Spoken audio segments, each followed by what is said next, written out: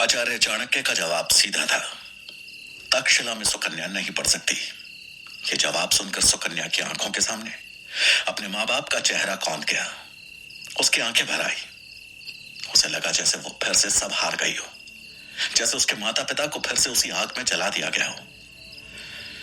सुकन्या को वहीं अकेला छोड़ आचार्य चाणक्य आश्रम के भीतर चले गए थे। सुकन्या एक हारे हुए योद्धा की भांति वहीं खड़ी थी। चंद्रगुप्त भी उसी के बगल में खड़ा था। वो सुकन्या की स्थिति से अवगत था और उसे समझाते हुए बोला, तुम चिंता न करो सुकन्या, हम कोई दूसरा रास्ता निकालेंगे जिससे तुम जरूरी शिक्षा ग्रहण कर पाओगी। सुकन्या ने टपटपाई आंखों से चंद्रगुप्त की ओर देखते हुए कहा, चंद्रगुप्त, मेरे मन में आशा की जो किरण जागी थी वो झूठी नहीं थी और ना ही मेरा संकल्प झूठा है। चाहे कुछ भी हो जाए, मैं शिक्षा ग्रहण करके रहूंगी, फिर चाहे वो तक्षशिला में रहकर मिले या कहीं और से। ऐसा कहे सुकन्या प्रांगण से अपनी कुटिया की ओर बढ़ गई। उस पूरी रात आश्रम में आचार्य चाणक्य, चंद्रगुप्त और सुकन्या में से किसी को नींद नहीं आई। अगली सुबह आचार्य आश्रम से बाहर निकले और हर रोज की तरह स्नान करने के लिए नदी की तरफ चल दिए। तभी रास्ते में उन्हें एक आवाज सुनाई दी, मानो कोई पत्थर पे कुछ घिस रहा हो। आचार्य आवाज की दिशा की ओर बढ़े तो देखा कि सुकन्या एक बड़े पत्थर पे धातु के कुछ टुकड़े घिस रही है। आचार्य ये देख हैरान रह गए। उन्होंने सुकन्या से उत्सुकतावश पूछा, क्या कर रही है सुकन्या? शस्त्रों का निर्माण, सुकन्या ने जवाब देते हुए कहा। उसके बाद सुन आचार्य को झटका सा लगा और वो बोले, ये कैसा खेल है? बिना किसी ज्ञान के तुम भला शस्त्र निर्माण कैसे करोगी? उनकी बात को पकड़ते हुए सुकन्या बोली, आचार्य, बिना शिक्षा के भला मैं भी कैसे अपना लक्ष्य निर्धारण करूंगी? और मुझे कैसे पता चलेगा कि मुझे आगे क्या करना है और किस प्रकार अपने लक्ष्य को बढ़ाकर राष्ट्र निर्माण के लिए उपयोग में लाना है? सुकन्या के उत्तर ने आचार्य के चेहरे पर एक मुस्कान बिखेर दी और वो बोले, मुझे तुमसे यही आशा थी। अब जब तुमने अपना लक्ष्य बढ़ाकर समर्पण का भाव दिखाया है तो मुझे कुछ हल निकालना होगा।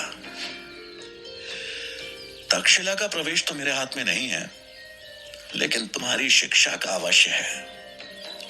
चाणक्य की बात सुन सुकन्या ने उनको नमन किया और बोली, आचार्य, मुझे बस शिक्षा ही चाहिए और शिक्षा के लिए आवश्यक है एक शिक्षक, न कि तक्षशिला। और आपसे बेहतर शिक्षक और कोई नहीं हो सकता। चाणक्य ने उसको आशीर्वाद दिया और बोले, मैं कुछ सोचता हूं, तुम आश्रम लौट जाओ। आचार्य की बात सुन सुकन्या के मुंह पर एक संतोष का भाव था और वो खुशी खुशी आश्रम की तरफ बढ़ गई। सूर्योदय हो चुका था। चिड़ियों की चहचहाहट से चंद्रगुप्त की नींद खुली और वो अपनी कुटिया से बाहर आया। चंद्रगुप्त को देखकर सूरजमल बोला, चलो चंद्रगुप्त, आज तुम्हें तीरंदाजी का अभ्यास करना है। यह सुनकर चंद्रगुप्त का मुख खिल उठा, क्योंकि आखिरकार उसे सूरजमल द्वारा धनुष विद्या का ज्ञान जो प्राप्त होने वाला था। तभी चंद्रगुप्त की भेंट सुकन्या से हुई, जिसका चेहरा खिला हुआ था।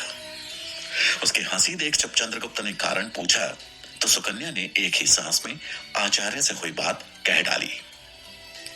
कुछ समय पश्चात चंद्रगुप्त और सुकन्या सूरजमल के साथ आश्रम से कुछ दूर एक मैदान में थे। उस मैदान में कई तरह के अस्त्र शस्त्र रखे हुए थे। सूरजमल ने शस्त्रों से एक धनुष उठाया और चंद्रगुप्त को उसे पकड़ा सामने की ओर देखने को कहा। चंद्रगुप्त ने देखा कि एक विशालकाय बरगद के वृक्ष की शाखाओं से छोटी छोटी नकली चिड़िया लटक रही थी। सूरजमल ने चंद्रगुप्त को एक बाण देते हुए कहा, सामने लटक रही चिड़िया ही आज तुम्हारा लक्ष्य है और तुम्हें अपने बाणों से इनको भेदना है। याद रहे, एकाग्रता ही लक्ष्य को भेदने का एकमात्र उपाय है। चंद्रगुप्त ने ठीक सूरजमल के कहे अनुसार जैसे ही बाण छोड़ा, वो जाकर दूसरी दिशा में गिर गया। इससे चंद्रगुप्त और सुकन्या थोड़े मायूस हो गए। सूरजमल ने चंद्रगुप्त से कहा, दोबारा प्रयास करो, अगला बाण उठाओ। चंद्रगुप्त ने अगला बाण उठाया और एक बार फिर पूरी एकाग्रता के साथ उसे छोड़ा, लेकिन ये बाण भी थोड़ी दूर जाकर नीचे गिर गया। सूरजमल फिर बोले, अगला बाण, और एक बार फिर चंद्रगुप्त ने प्रयास किया। इस प्रकार अभ्यास करते करते दोपहर हो गई। चंद्रगुप्त का पूरा शरीर पसीने से तरबतर हो चुका था, लेकिन उसका एक भी बाण निशाने पे नहीं लगा था। पेड़ पे लटकी उन चिड़ियाओं में से एक भी चिड़िया को उसका बाण भेद नहीं पाया था। चंद्रगुप्त की सहनशीलता भी अब जवाब दे चुकी थी। सूरजमल भी उसके प्रदर्शन से निराश था। चंद्रगुप्त बोला, क्या मैं किसी और शस्त्र का अभ्यास नहीं कर सकता? सूरजमल बोले, नहीं चंद्र, अगर तुम्हें तक्षशिला में प्रवेश पाना है तो हर शस्त्र में कौशल अनिवार्य है। हताशा चंद्रगुप्त पर हावी हो चुकी थी। वो दोबारा अभ्यास करने की स्थिति में नहीं था। सुकन्या से यह सब देखा नहीं गया और तभी उसके मन में एक विचार आया। उसने साथ लाए खाने की पोटली से एक सेब निकाला और वहां रखे शस्त्रों में से कटार उठा ली। अगले ही पल वो भागते हुए बरगद के पेड़ के नीचे जाकर खड़ी हो गई और सेब को अपने सर पे रखकर चिल्लाई, चंद्रगुप्त, अब लगाओ निशाना। चंद्रगुप्त और सूरजमल ने उसकी तरफ देखा तो हैरान रह गए। सूरजमल ने घबरा कर आवाज लगाई, सुकन्या, तुम ये ठीक नहीं कर रही हो। चंद्रगुप्त का निशाना अभी कच्चा है। अगर गलती से बाण इधर उधर हो गया तो तुम्हारे प्राण संकट में पड़ सकते हैं। सुकन्या ने दृढ़ता के साथ जवाब दिया, मुझे कुछ नहीं होगा आचार्य, मुझे विश्वास है कि चंद्रगुप्त सही निशाना लगाएगा। चंद्रगुप्त घबराते हुए बोला, नहीं सुकन्या, मैं तुम्हारे प्राणों को संकट में नहीं डाल सकता। तभी सुकन्या ने कटार अपनी गर्दन पर रख दी और बोली, यदि तुमने निशाना नहीं लगाया तो यह कटार मेरे गले के आर पार हो जाएगी। तुम्हारे पास बहुत कम समय है चंद्र, इससे पहले यह कटार मेरे गले के पार जाए, निशाना लगाओ। सूरजमल और चंद्रगुप्त सुकन्या की यह जिद देखकर हैरान थे। सुकन्या बड़ी तेजी से कटार को अपनी गर्दन में चुभा रही थी। उसकी आंखों में आंसू आ चुके थे। चंद्रगुप्त से यह देखा नहीं गया और उसने एक बार फिर बाण उठाकर उसे धनुष पर चढ़ाया और धीरे से प्रत्यंचा को खींचा। सूरजमल कभी सुकन्या तो कभी चंद्रगुप्त को देख रहा था। चंद्रगुप्त ने पूरी एकाग्रता के साथ अपना ध्यान सुकन्या के सर पर रखे सेब पर केंद्रित किया। एक पल के लिए उसने अपनी आंख बंद करी और जब आंख खोली तो सामने सिर्फ सेब दिखाई दे रहा था। एक गहरी सांस लेते हुए उसने तेजी के साथ बाण छोड़ दिया। उसके बाण छोड़ते ही सूरजमल सुकन्या की तरफ मुड़ा तो वहां का दृश्य देख अवाक रह गया। सुकन्या सकुशल थी और चंद्रगुप्त द्वारा छोड़े गए बाण ने सेब को दो टुकड़ों में काट कर रख दिया था। सुकन्या उस स्थान से हट गई और चंद्रगुप्त ने फिर से बाण उठाए और एक एक करके पेड़ पर लटकी सभी चिड़ियाओं को अपने बाणों से भेद दिया। सूरजमल ये देखकर बहुत प्रसन्न हुआ और बोला, तुम्हारा आज का अभ्यास पूरा हुआ चंद्रगुप्त। अब सुकन्या भी चंद्रगुप्त के साथ थी। चंद्रगुप्त ने उसे देख मानो आंखों ही आंखों में उसका धन्यवाद किया। चंद्रगुप्त और सुकन्या मुड़कर आश्रम की तरफ जाने को हुए तभी सूरजमल ने पीछे से आवाज लगाई, चंद्रगुप्त तेजी से पीछे पलटा तो देखा कि सूरजमल ने एक सेब हवा में उछाल दिया था। चंद्रगुप्त ने तुरंत अपने धनुष से निशाना साधा और उस सेब को हवा में ही छलनी कर दिया। ये देख सुकन्या और सूरजमल का चेहरा खिल उठा। चंद्रगुप्त के अंदर मानो एक नई ऊर्जा का संचार हो चुका था। ठीक उसी वक्त वहां से कई 100 योजन दूर मगध की राजधानी पाटलिपुत्र में अमात्य अपनी कक्ष में बैठे किसी विषय पे गंभीर चिंतन कर रहे थे। तभी उनके कक्ष में उनका एक सेवक भागते हुए आया और बोला, महामंत्री जी, एक सैनिक किसी गुप्त सूचना के साथ मंत्री शंभुनाथ के कक्ष की तरफ बढ़ रहा है। आपका आदेश हो तो क्या हम उसे यहां पकड़ कर ले आए? नहीं, यह बोल अमात्य खुद तेज कदमों से शंभुनाथ के कक्ष की तरफ बढ़ चले। संदेश ले जा रहा सैनिक शंभुनाथ के कक्ष के बाहर पहुंच चुका था। उसके हाथ में एक ताड़पत्र था जिसे चाणक्य ने ही एक संदेश वाहक के द्वारा भिजवाया था। कक्ष में शंभुनाथ के साथ मंत्री शक्टार भी मौजूद थे। वो सैनिक उस ताड़पत्र के साथ अंदर प्रवेश करने ही वाला था कि तभी पीछे से आवाज लगाकर अमात्य ने उसे रोक दिया। यह सुन शंभुनाथ और शक्टार भी कक्ष से बाहर निकल आए। अमात्य ने पास आते ही सैनिक के हाथ से वो ताड़पत्र छीन लिया और कठोर आवाज में पूछा, किसके लिए है ये संदेश? ये देख वहां खड़े शंभुनाथ और शक्तार हैरान रह गए। मंत्री शंभुनाथ के लिए, सैनिक ने नजर नीची करते हुए जवाब दिया। अमात्य ने शंभुनाथ और शक्तार दोनों की तरफ देखते हुए एक फीकी मुस्कान के साथ कहा, क्षमा श्रीमान, लेकिन सुरक्षा की दृष्टि से हमें महाराज धनानंद द्वारा यह आदेश दिया गया है कि महल में आने वाले हर सूचना पत्र की जानकारी हमें हो। यह सुन शंभुनाथ और शक्तार दोनों के होश उड़ गए। उन्हें मालूम चल चुका था कि यह संदेश अवश्य ही चाणक्य ने भेजा होगा, लेकिन संदेश को अमात्य के हाथ में जाते देख उनके माथे पे चिंता की रेखाएं उभरने लगी। वो अमात्य को रोकना चाहते थे, लेकिन स्थिति की गंभीरता को समझ उन्होंने चुप रहना ही ठीक समझा। अमात्य ने वो ताड़पत्र खोला और अंदर देखा तो वो पत्र कोरा था, उसमें कुछ भी नहीं लिखा था। वो हैरान रह गए कि भला ऐसा संदेश कोई क्यों भेजेगा। वो शंभुनाथ की तरफ हैरानी में देखते हुए बोले, इसमें तो कुछ भी नहीं लिखा है, भला ये कैसा संदेश है? शंभुनाथ और शक्तार समझ गए थे कि यह पत्र जरूर चाणक्य ने किसी युक्ति के तहत भेजा है। शंभुनाथ असमंजस से भरा चेहरा बनाते हुए बोले, पता नहीं महामंत्री, शायद किसी ने गलती से कोरा कागज ही भेज दिया है। वैसे पड़ोस के एक राज्य से मुझे संदेशा आना तो था, लेकिन संभवतः उनसे कोई चूक हो गई होगी। अमात्य के मुख पे हार जाने के भाव उभर आए और वो तिल मिलाते हुए उस सैनिक से बोले, कौन देकर गया है यह संदेश? सैनिक अमात्य के गुस्से को देखकर सिकपका गया और हड़बड़ाते हुए बोला, महामंत्री, एक बाहरी संदेशवाहक था। कौन से राज्य से आया था? उन्होंने गरजते हुए पूछा। महामंत्री, वो तो नहीं पूछा। सैनिक ने डर से कांपते हुए कहा। शंभुनाथ अमात्य का पीला पड़ा चेहरा देख मन ही मन खुश हो रहे थे। अमात्य ने झुंझुलाते हुए वो ताड़पत्र फाड़ कर वहीं फेंक दिया और बड़ी तेजी से वहां से निकल गए। उनके पीछे वो सैनिक भी वहां से चला गया।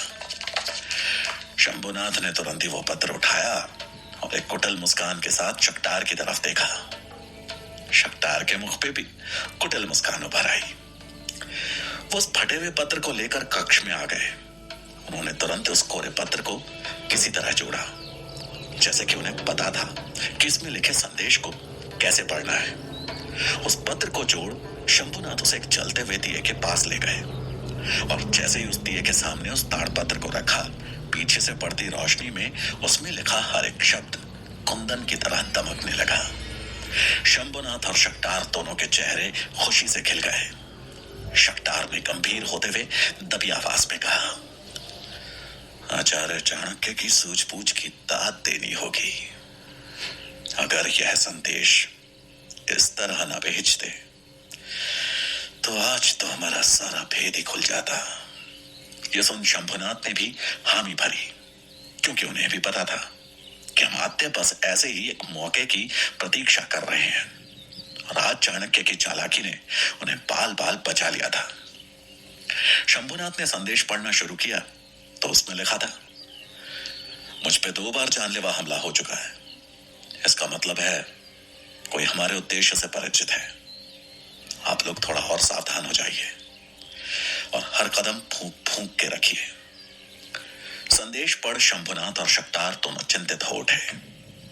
शंभुनाथ ने तुरंत ही वो ताड़पत्र आग के हवाले कर दिया और शक्तार की तरफ देखते हुए बोले, अमात्य की नजर हम सब पे तो है ही, लेकिन मैं नहीं चाहता कि इस षड्यंत्र का हिस्सा आचार्य चाणक्य की पत्नी यशोधरा बने। अगर अमात्य को उनके पाटलिपुत्र में होने की भनक भी लगी तो अनर्थ हो जाएगा। चाणक्य की चतुराई ने आज शंभु काका और मंत्री शक्तार को बचा लिया था, लेकिन इस बात से अनजान चाणक्य चंद्रगुप्त के प्रवेश को लेकर चिंतित थे। तक्षशिला का नियम था कि प्रवेश परीक्षाएं शुक्ल पक्ष में ही आयोजित होती थी, यानी जिन दिनों चांद दिखता है, खासतौर पर पूर्णिमा के दिन को प्रवेश परीक्षा के लिए सबसे उत्तम माना जाता था। चाणक्य तक्षशिला के पुस्तकालय में पुस्तक खोजते हुए घूम रहे थे, पर पुस्तक खोजने के बजाय उनकी अवस्था बता रही थी कि मानो वो किसी की प्रतीक्षा कर रहे हों। कुछ ही देर में वो पुस्तकालय के एक खंड से दूसरे खंड की ओर बढ़ गए। तभी अपने पीछे किसी के होने की आहट सुन उन्होंने बगैर मुड़े ही सवाल किया, क्या समाचार है? पीछे खड़ा आदमी तक्षशिला का ही एक कर्मचारी था। उसने दबी हुई आवाज में चाणक्य के प्रश्न का उत्तर देते हुए कहा, आचार्य, प्रवेश परीक्षा के लिए बहुत योजनाओं पे काम चल रहा है। उन योजनाओं में आचार्य गजानन और उनके साथ कई पुराने छात्र शामिल हैं। वो लोग मिलकर चंद्रगुप्त की प्रवेश परीक्षा को कठिन से कठिन बनाने का प्रयास कर रहे हैं। कुछ लोग राजकाज से जुड़े प्रश्नों की सूची तैयार कर रहे हैं, तो कुछ तर्कशास्त्र की। दूसरी तरफ एक और कठिन परीक्षा की तैयारी की जा रही है। ऐसा कहते कहते वो आदमी रुक गया। राजकाज या तर्कशास्त्र से जुड़े प्रश्न तो ठीक थे, लेकिन उनके साथ एक और कठिन परीक्षा का नाम सुन चाणक्य के माथे पर उभरी चिंता की लकीरें और गहरी हो गई। वो बगैर मुड़े ही बोले, कौन सी परीक्षा? आचार्य की बात सुन वो आदमी थोड़ा और पास आया और तभी आवाज में उनसे कुछ बोल वहां से चला गया। उसके जाते ही चाणक्य किसी गहरी सोच में पड़ गए और गंभीर हो अपनी उंगलियों पर कुछ गिनने लगे। एक तरफ जहां चाणक्य की दुविधा चंद्रगुप्त को लेकर थी, तो वहीं मगध के वैश्यालय में बैठे अमात्य शंभुनाथ और शक्टार को लेकर चिंतित थे। उस सैनिक से संदेश मिलते ही उन्हें ऐसा लगा था मानो आज उन दोनों का भांडा फोड़ कर ही रहेंगे, लेकिन उनकी जल्दबाजी के चलते उनका दाव उल्टा पड़ गया। पर उस पत्र को उनके हाथों में जाने से रोकने का भी तो यही एक उपाय था। उस घटना के बाद उन्होंने कक्ष से बाहर निकल उस संदेशवाहक को ढूंढवाने का प्रयास भी किया, मगर वो संदेशवाहक जिस हवा के झोंके की तरह संदेशा लेकर आया था, उसी हवा के झोंके की तरह गायब भी हो गया। इन्हीं सब सवालों से घिरे अमात्य से अब रहा नहीं गया और उन्होंने हाथ में पकड़े मदिरा के प्याले को जमीन में पटक आंखों में लावा लिए बोले, मैं सब समझ रहा हूं। तुम दोनों कठपुतलियों को नचाने वाला और कोई नहीं चाणक्य है। बुद्धि उसी की है। तुम दोनों तो सिर्फ मोहरे हो। तुम्हारे विरुद्ध बस एक प्रमाण, शक्टार और शंभुनाथ। तुम दोनों में से किसी एक के भी विरुद्ध राजद्रोह का एक प्रमाण और फिर तुम दोनों की लगाम मेरे हाथों में होगी। ऐसा कहते हुए उन्होंने अपनी मुट्ठी भींच ली। उन्होंने मुट्ठी को इतना कस के भींचा था कि मानो किसी लोहे की छड़ को भी टेढ़ा कर दे। प्याला गिरने की आवाज सुन उनको मदिरा पिला रही वैश्या वहां आ चुकी थी। उसने अमात्य के वाक्य सुन लिए थे। वो जैसे ही मदिरा का प्याला उठाने को आगे बढ़ी, अमात्य ने उसे हाथ के इशारे से ही रोक दिया और बोले, एकांत। उनकी आवाज सुन उस वैश्या में वो प्याला उठाने की हिम्मत नहीं हुई। उसने सर झुकाकर उनका अभिवादन किया और बाहर जाने लगी, लेकिन तभी कुछ सोच वो पलटी। ये देख अमात्य का गुस्सा और बढ़ गया और वो चिल्लाए, मैंने कहा एकांत। अमात्य का गुस्सा देख वो वैश्या सकपका गई, लेकिन फिर भी हिम्मत जुटाते हुए बोली, क्षमा करें महामंत्री, आपको सुझाव देने की मेरी हैसियत नहीं है, लेकिन फिर भी आप महामंत्री हैं, राज्य के रचयिता हैं। आप निर्माण कर सकते हैं तो सर्वनाश भी। आपको अपने विरोधियों के विरुद्ध राजद्रोह का प्रमाण नहीं मिल रहा है, तो आप प्रमाण बना भी तो सकते हैं। ऐसा कहते हुए उसने अपना सर झुका लिया। अमात्य कुछ क्षण शांत रहे और फिर उनके चेहरे पर एक कुटिल मुस्कान उभर आई। वो मुस्कुराते हुए उस वैश्या से बोले, आज पूरी रात हमें मदिरा तुम पिलाओगी। रात्रि का एक प्रहर बीत चुका था। आचार्य चाणक्य तक्षशिला से लौट आए थे। आश्रम में प्रवेश करते ही वो सीधे चंद्रगुप्त की कुटिया में गए, जहां सूरजमल उसे कुछ पाठ कंठस्थ करवा रहा था। आचार्य के प्रवेश करते ही सूरजमल और चंद्रगुप्त ने अभ्यास बीच में ही रोक दिया। दोनों ने आचार्य को प्रणाम किया। आशीर्वाद देते हुए आचार्य ने पूछा, सूरजमल, क्या स्थिति है? चंद्रगुप्त का शस्त्र और शास्त्रों का अभ्यास कैसा चल रहा है? सूरजमल ने जवाब दिया, मेरी समझ से चंद्रगुप्त प्रवेश परीक्षा के लिए तैयार है। आचार्य संतुष्ट दिखे और उन्होंने चंद्रगुप्त की ओर देखते हुए कहा, तो कल तक्षशिला चलने के लिए तैयार रहो। चंद्रगुप्त ने जैसे ही यह सुना तो उसका शरीर रोमांच से भर उठा। जिस प्रवेश परीक्षा के लिए वो इतने दिनों से प्रयासरत था, आखिरकार वो समय कुछ ही प्रहर दूर था। तभी चंद्रगुप्त को सुकन्या का ध्यान आया। उसे एहसास हुआ कि उसके यहां से चले जाने के बाद सुकन्या अकेली पड़ जाएगी। ये सोच वो मन ही मन बोला, नहीं नहीं, मैं सुकन्या को अकेला छोड़कर नहीं जा सकता। मुझे आचार्य से इस संबंध में बात करनी ही होगी।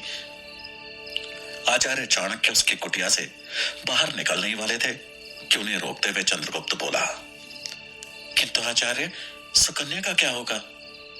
उसके बाद सुन आचार्य बोले, तुम बस अपनी तैयारी पे ध्यान दो, और कुटिया से बाहर चले गए। आचार्य का यह व्यवहार देख चंद्रगुप्त को समझ नहीं आया कि वो क्या करे। सुकन्या की चिंता उसके चेहरे पर साफ झलक रही थी। अगली सुबह चंद्रगुप्त जल्दी ही उठ तैयार हो गया। तैयार होकर वो सीधे सुकन्या की कुटिया की ओर गया, लेकिन सुकन्या वहां नहीं थी। चंद्रगुप्त सोच में पड़ गया कि सुकन्या इतनी सुबह कहां जा सकती है। उसने सुकन्या को पूरे आश्रम में खोजा, लेकिन वो कहीं नहीं मिली। तभी उसकी भेंट सूरजमल से हुई। सूरजमल को देख चंद्रगुप्त ने पूछा, सुकन्या कहां है? सूरजमल बोले, इसका उत्तर तुम्हें आचार्य ही दे सकते हैं। चंद्रगुप्त ने जैसे ही यह सुना, वो दौड़कर आचार्य चाणक्य की कुटिया में पहुंच गया। आचार्य वहां तैयार होकर बैठे थे। उन्हें देखते ही चंद्रगुप्त बोला, आचार्य, सुकन्या कहां है? मैंने उसे हर जगह ढूंढा, लेकिन वो कहीं नहीं मिली। उसकी बात सुनकर आचार्य मुस्कुरा उठे और तभी एक लड़के ने कुटिया में प्रवेश किया। चंद्रगुप्त उस नए लड़के को देखकर हैरान था और आचार्य से बोला, ये कौन है आचार्य? क्या ये आपका कोई नया शिष्य है? सुकन्या कहाँ है? कहीं आपने उसे वापस उसके गांव तो नहीं भेज दिया? चंद्रगुप्त की ओर से आते इतने सारे प्रश्नों को सुन आचार्य बोले, शांत चंद्रगुप्त, पहले इससे मिलो। ये है सुकेतु, मेरा शिष्य, और आज से ये भी तक्षशिला में रहेगा। उसे देख चंद्रगुप्त बोला, तो ये भी प्रवेश परीक्षा देने जा रहा है? आचार्य ने नामे सर हिलाते हुए कहा, नहीं चंद्रगुप्त, ये मेरा शिष्य है, तक्षशिला का नहीं। और ये वहां एक छात्र बनकर नहीं, बल्कि सेवक बनकर रहेगा। चंद्रगुप्त आचार्य की बातें सुनकर हैरान था। वो बोला, किंतु सुकन्या, वो कहाँ है? तुम्हारे ठीक सामने चंद्रगुप्त। सुकेतु के मुंह से यह सुनकर चंद्रगुप्त ने ध्यान से उसकी ओर देखा तो सुकेतु के चेहरे पर मुस्कुराहट थी। उसे पहचानते ही चंद्रगुप्त आश्चर्य से बोला, सुकन्या? सुकेतु? अर्थात सुकन्या ही सुकेतु है? यह सुन सुकन्या ने मुस्कुराते हुए हाँ में सर हिला दिया। चंद्रगुप्त ने आचार्य चाणक्य की ओर देखा तो वो बोले, तक्षशिला में तुम जो भी सीखोगे वो तुम गुप्त रूप से सुकन्या को भी सिखाओगे। चंद्रगुप्त ने हंसते हुए उत्तर दिया, अवश्य आचार्य। चंद्रगुप्त ने सुकन्या की तरफ देखा, जिसके चेहरे पर आत्मविश्वास और तक्षशिला में प्रवेश मिलने की खुशी साफ झलक रही थी। तभी आचार्य बोले, चंद्रगुप्त, मैंने अपना कार्य कर दिया है। अब इसके आगे जो करना है तुम्हें करना है। यदि तुम दोनों को तक्षशिला में रहकर विद्या ग्रहण करनी है तो तुम्हें आज होने वाली प्रवेश परीक्षा में सफल होना होगा। आचार्य की बात सुनते ही चंद्रगुप्त को अचानक से आभास हुआ कि उसके कंधों पर कितनी बड़ी जिम्मेदारी थी।